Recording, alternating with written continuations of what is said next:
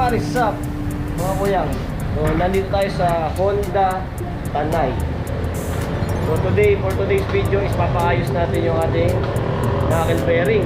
Kasi para na siya nagchachacha. 2 years na to bago siya nagkaganito. So yung wiggling ng manibela niya para nagchachacha. So yan.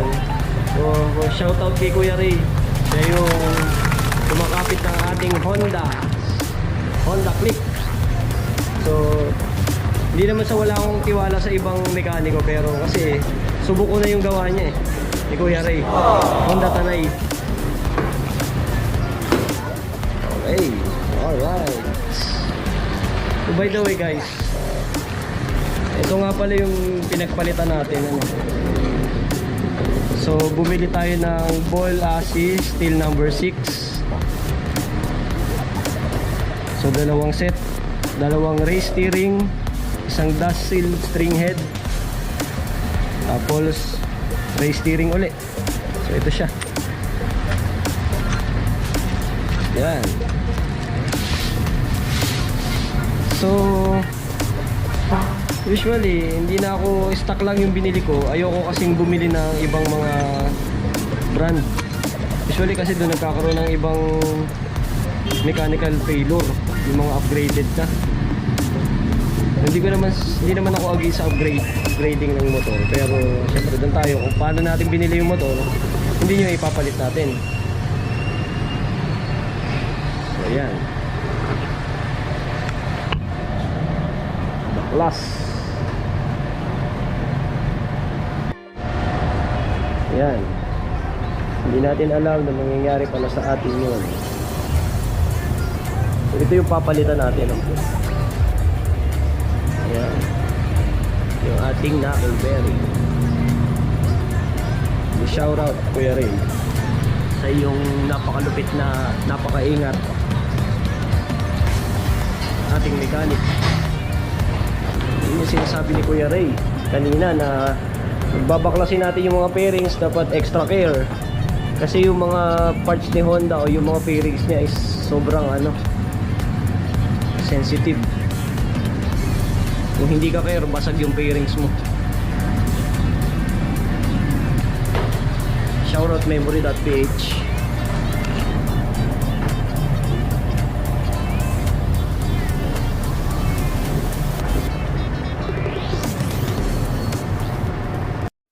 Kita natin, grabe yung kabig nyo. Sakit na talaga ni Honda to,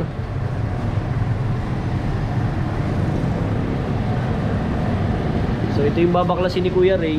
Ito nga ba Kuya Ray? Oo. Ito babaklasin natin to. Pati ito. Pati nandito. Patalon.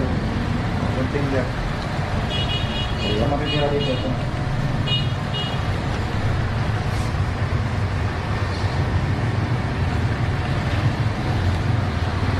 So yun nga, pinaayos natin yung ating knuckle bearing kasi meron nga tayong event bukas, which is yung mga ating kapadyak.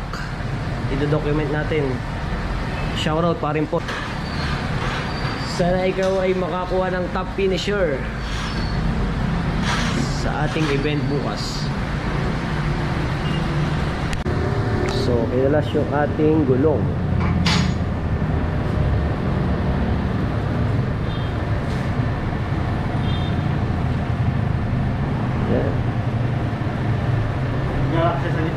Naglalak sa gitna. Oo nga, Hindi siya yung usual na yung parang yung brand new ko nakuha. Ang ganit niya, grabe. Hindi ko alam na mangyayari sa akin to. Dati kasi pinapanood ko lang to sa ibang channel. So ngayon, ito na siya. Buti na lang, meron tayong magaling na mechanic, Kuya Ray. So yung mga taga Pililla Tanay Baras, Kuya Ray kayo pumunta. Alright, Kuya Ray.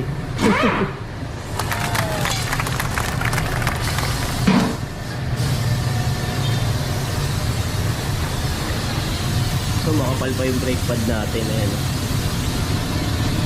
Ito yung computer box. Alright. Dumi niya.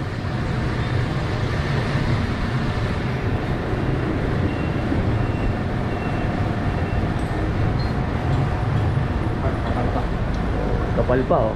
Alright. So ibig sabihin hindi ako mahilig magpreno. Wala yun. Ibig sabihin hindi ako mahilig gumamit ng preno, kapal pa yun. Mabilis sa takbo. Ha? Mabilis sa takbo. Kaya nga eh. Hindi gumagamit ng preno.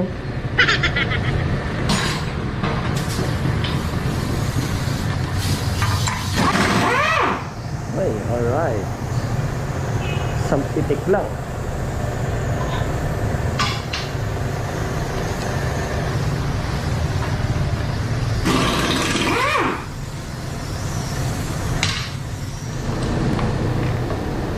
All is right. Makikita na natin ngayon ang ating bearing ball race. Walang yan.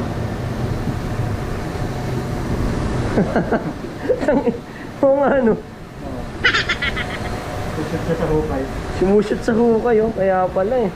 Kaya pala parang pag nagbibitaw ako parang nagcha-cha-cha eh.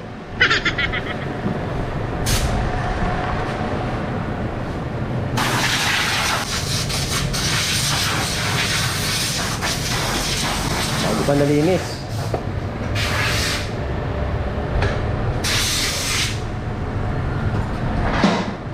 Ito na, it's time for baklasan. Ito yung part na mahirap eh, yung pagtatanggal nito. Ayan.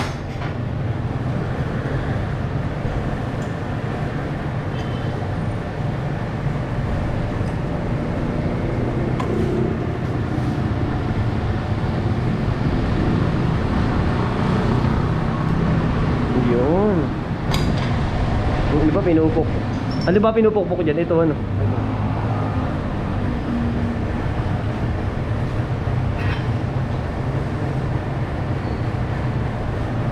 Alright. Kita natin ngayon.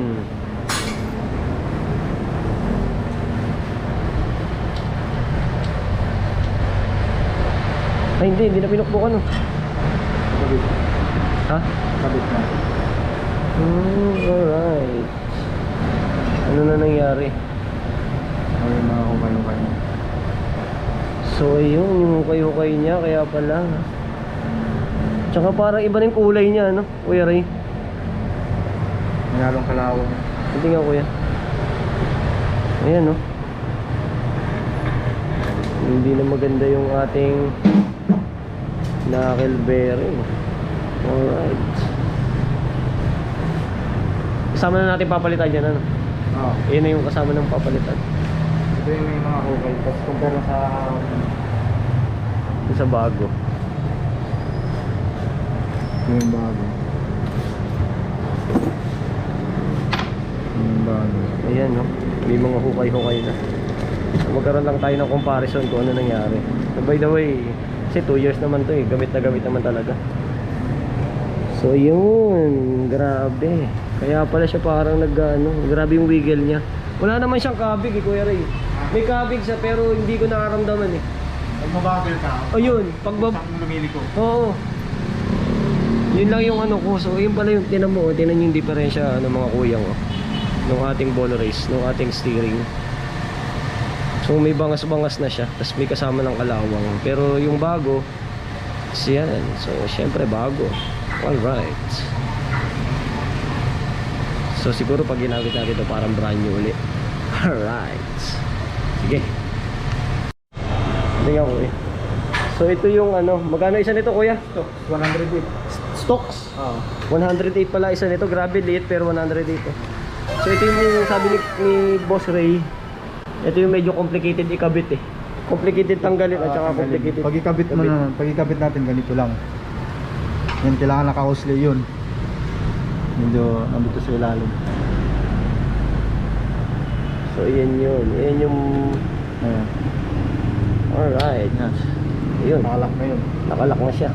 So pag tatanggalin natin, gagamitan na natin siyang matulis na bagay. Tutusokin na natin yung gitna.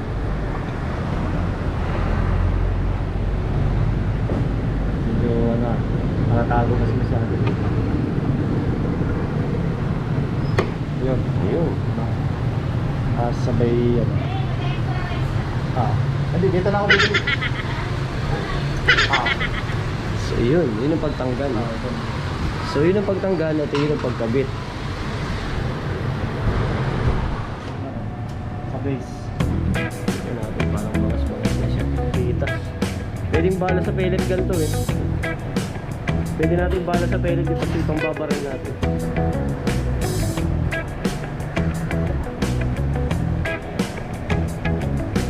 Pero yung takip.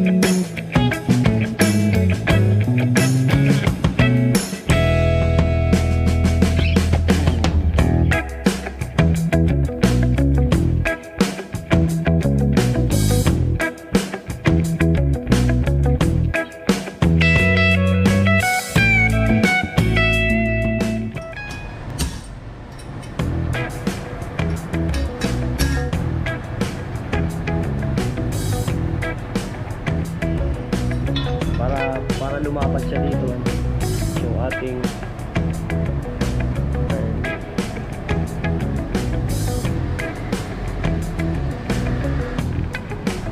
importante din yan yun kuya. Yun yung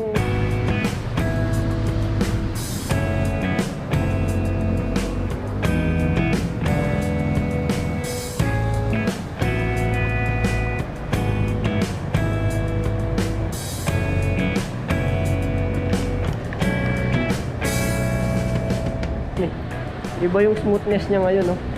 So that's it. Naikabit na natin ating clip. Pag naikabit na ni Kuya Ngaray. So yan mga kuya, naikabit na. So thanks for watching. Kung nagustuhan yung video, just hit the subscribe button and the notification bell. So shoutout kay Kuya Ngaray. Shoutout. Wala raw. So mamaya testingin natin yung clip. Peace out, yo! So mga kuyang, testingin natin. So nagawa na nga ni Kuya Ray itong ating Honda Click. So testingin natin kung nagwiwiggle pa siya. Testingin natin kung nagwiwiggle pa.